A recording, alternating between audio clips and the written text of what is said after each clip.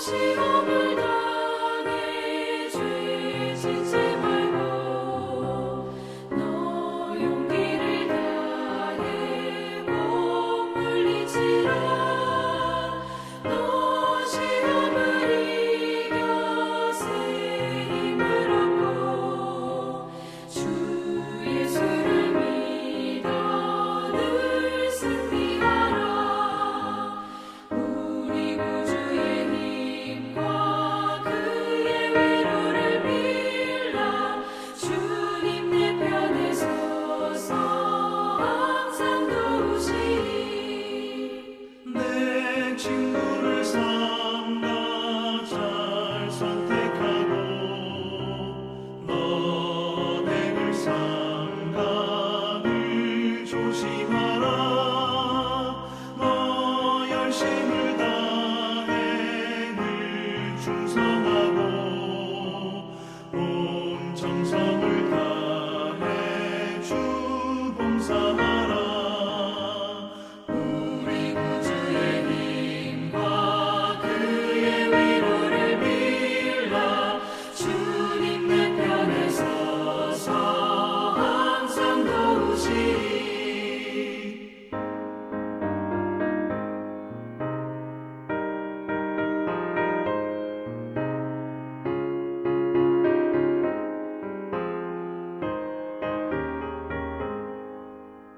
잘 이기는 자는 상 받으리니 너 낙심치 말고 늘 전진하라.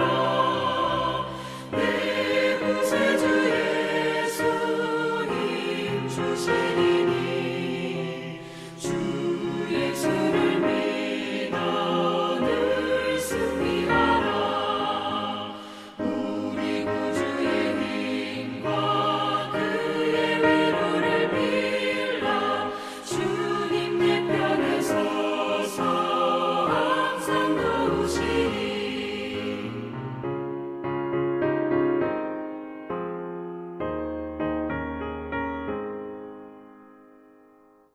우리 주님께서 가르쳐 주신 기도를 주님께 올려드리겠습니다. 하늘에 계신 우리 아버지여, 이름이 거룩히 여김을 받으시오며 나라가 임하시오며 뜻이 하늘에서 이루어진 것 같이 땅에서도 이루어지이다. 오늘 우리에게 일용할 양식을 주시옵고 우리가 우리에게 죄 지은 자를 사하여 준 것 같이 우리의 죄를 사하여 주시옵고 우리를 시험에 들게 하지 마시옵고 다만 악에서 구하시옵소서. 나라와 권세와 영광이 아버지께 영원히 있사옵나이다. 아멘.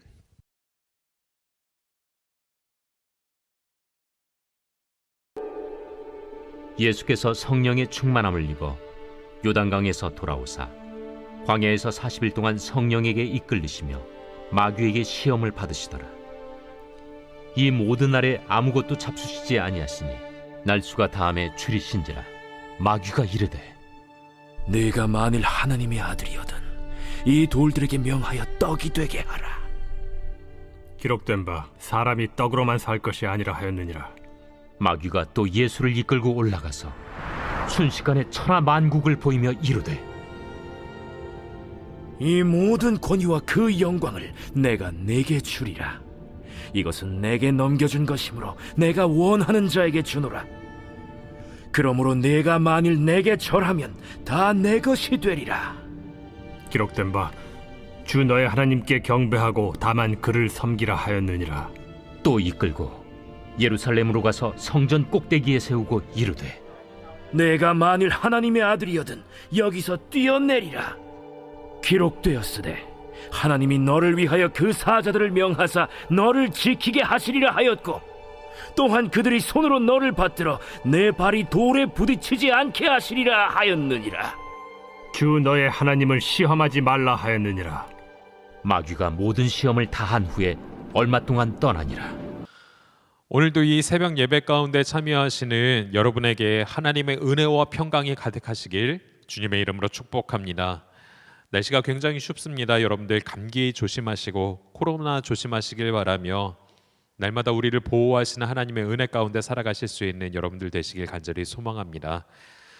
우리는 지금 누가복음의 말씀을 보고 있습니다. 특별히 누가복음 4장부터는 예수님의 본격적인 공생의 활동이 시작됩니다. 하나님께서는 아들 예수님이 공생의 활동을 시작하시는 것을 축복하시며 선물을 한 가지 주셨는데 그것은 바로 성령님이셨습니다. 우리 함께 읽었던 1절의 말씀을 보면 예수께서 성령의 충만함을 입어 요단 강에서 돌아오사 광야에서 40일 동안 성령에게 이끌리시며 라고 기록되어져 있는 것을 우리는 보게 됩니다. 예수님께서 성령의 충만함을 입습니다. 그런데 이 말씀에서 한 가지 이상한 점이 발견됩니다. 예수님이 성령의 충만함을 입었는데 왜 광야로 이끌리셨을까라는 것입니다. 우리는 여기서 성령님에 대해 가졌던 한 가지 오해를 우리는 해소하고 넘어가야 됩니다.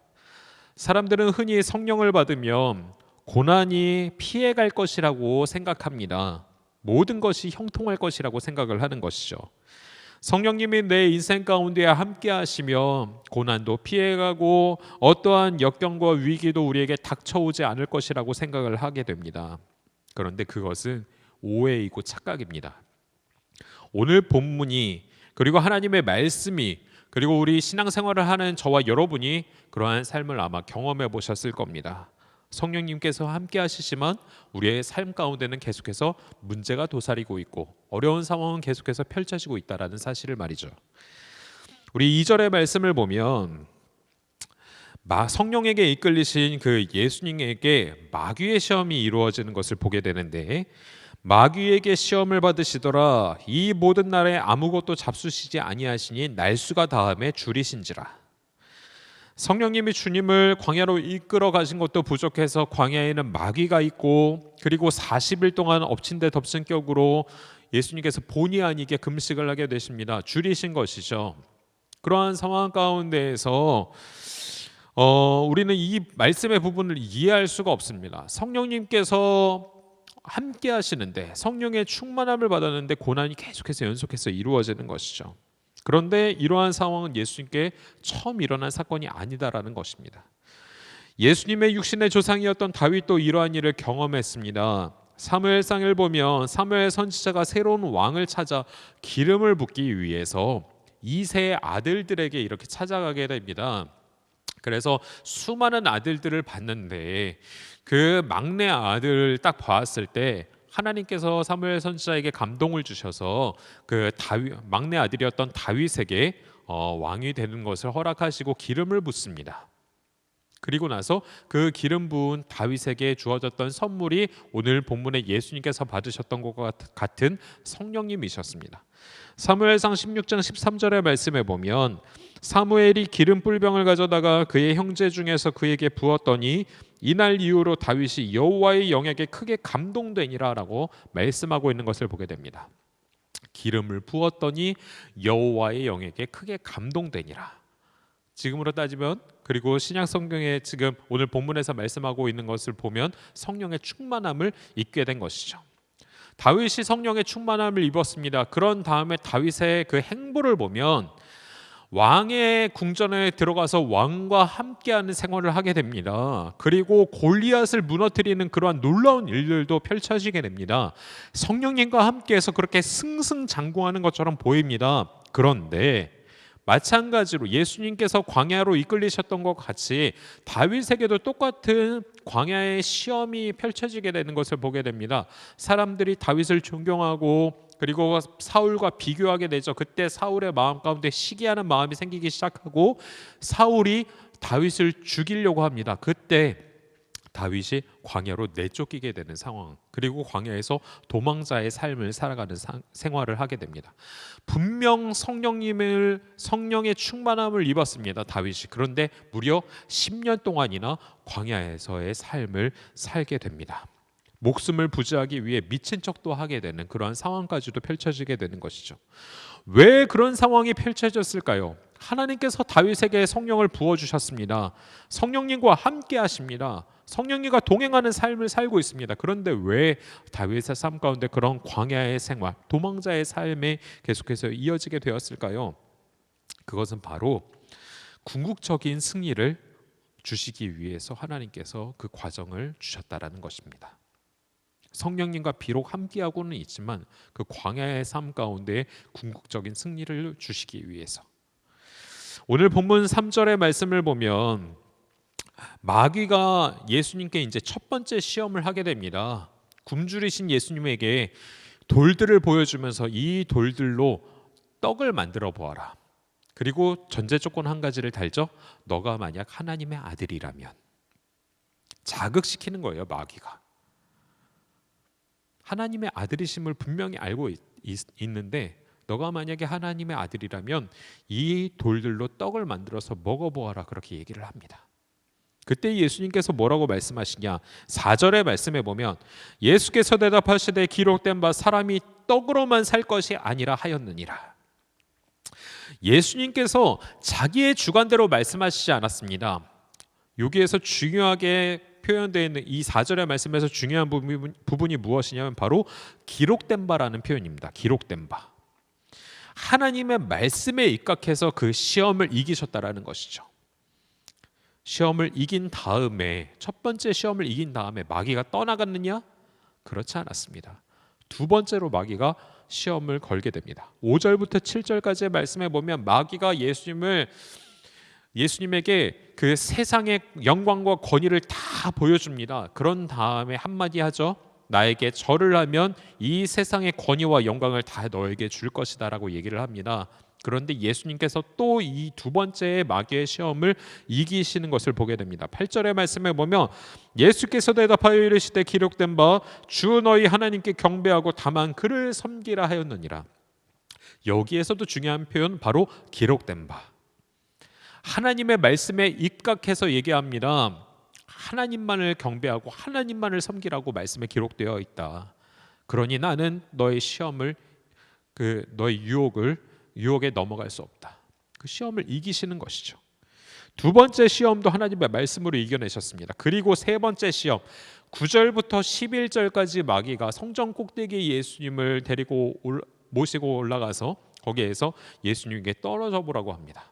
뛰어내리라고 얘기를 하는 것이죠. 그런 다음에 뛰어내리면 천사가 너를 보호해 줄 것이다. 그렇게 얘기를 하죠. 그랬을 때 예수님께서 또 이렇게 얘기하시죠. 예수께서 대답하여 이르시되 주 너희 하나님을 시험하지 말라 하였느니라. 또 말씀에 입각하여서 주 너희 하나님을 시험하지 말라 하였다. 그런데 내가 어떻게 하나님을 시험할 수 있겠느냐라고 하면서 마귀의 시험을 이기시는 것을 보게 됩니다. 예수님께서는 세 가지의 시험을 모두 말씀으로 이겨내셨습니다. 하나님께서 성령을 주님께 주신 이유가 바로 이것입니다. 사탄이 앞으로 여러 가지 시험으로 끊임없이 계속해서 시험을 할 것입니다.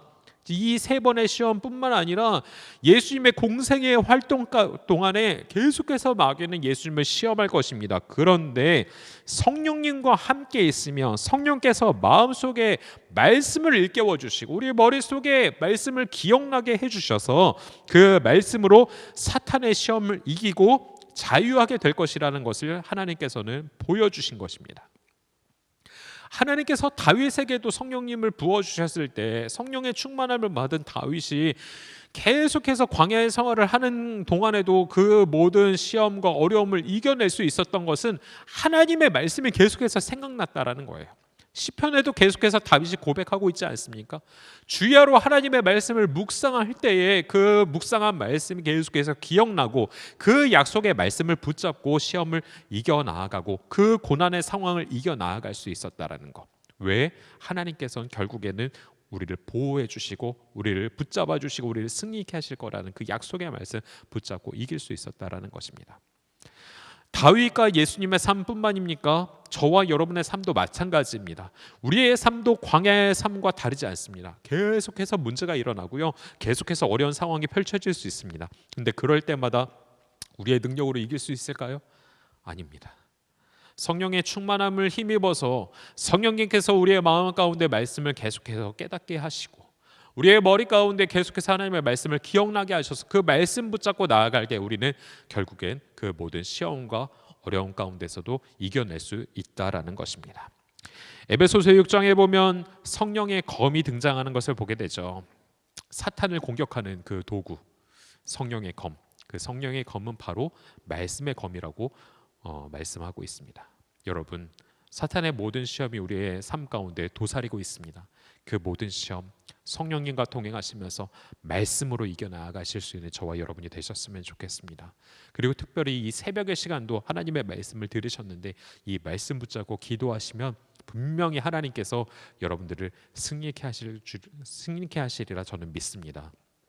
여러분, 어려운 상황들이 우리 주변에 계속해서 펼쳐지고 있습니다. 코로나도 그렇고 경제적인 문제도 그렇고 건강상의 문제도 그렇고 자녀의 문제, 관계의 문제 여러 가지 문제들이 도사리고 있습니다. 그러나 그 모든 문제들 가운데서 우리가 이길 수 있는 것은 우리 가운데 성령님이 함께 하신다라는 것입니다. 그리고 그 성령님께서 하나님의 말씀을 깨닫게 하시고 기억해 하신다라는 것. 우리는 그 말씀을 붙잡고 나아가기만 하면 하나님께 간구하기만 하면 된다라는 거 기억하시고 오늘의 삶 가운데서도 승리하며 나아가실 수 있는 저와 여러분의 삶이 되시길 주님의 이름으로 축복합니다. 기도하겠습니다. 하나님, 성령의 충만함을 받아서 우리가 광야의 삶을 살고 있습니다. 그러나 왜 나를 이 광야로 이끄셨냐고, 그리고 나를 왜 이러한 문제들 가운데 놓으셨냐고 불평하고 불만하지 않게 하여 주시고, 하나님께서 우리를 궁극적으로 승리하게 하시고 하나님께서 우리를 궁극적으로 이기게 하실 것을 믿고 하나님의 말씀 붙잡고 간구하며 하나님 앞에 나아갈 때에 우리를 붙잡아 주시고 인도하시고 역사하시는 하나님의 능력을 보게 하여 주시고 늘 삶 가운데 하나님으로 인하여서 만족하며 살 수 있도록 도와주시옵소서. 그리고 더불어서 하나님을 알지 못하고 살아가는 사람들에게도 성령님을 소개하고 하나님의 말씀을 소개하며 같이 승리하며 살아갈 수 있는 복된 삶이 이어지게 하여 주시옵소서. 우리 성도들의 모든 삶 기억하여 주시고 보호하시고 인도하실 줄로 믿사오며 살아서 역사하시는 예수 그리스도의 이름으로 간절히 기도드립니다. 아멘. 우리 이 시간 기도하실 때 나라와 민족을 위해서 계속 기도해 주시고 코로나 종식을 위해서 계속 기도해 주시길 부탁을 드리겠고, 내일도 거룩한 주일 하나님 앞에 비록 성전에서 예배를 드리지는 못하지만 각 처소에서 예배를 드리는 우리 모든 성도님들에게 하나님의 임재가 충만하게 해달라고 위해서 기도해 주시고 하나님의 은혜로 우리의 마음과 우리의 모든 삶이 풍성해질 수 있는 복된 시간 되게 해달라고 기도해 주시길 부탁을 드리겠습니다. 말씀 증거하시는 담임 목사님을 위해 그리고 담임 목사님의 모든 사역을 위해서도 기도해 주시고 우리 생각나시는 우리 환우분들, 특별히 우리 다음 세대들 자녀들을 위해서도 기도해 주시기를 부탁을 드리겠고, 우리가 후원하고 있는 선교사님들과 우리 목회자님들을 위해서도 기도해 주시고 생각나시는 기도의 제목 붙잡고 우리 주님의 이름 크게 한번 부르시고 통성으로 함께 기도하겠습니다. 주님,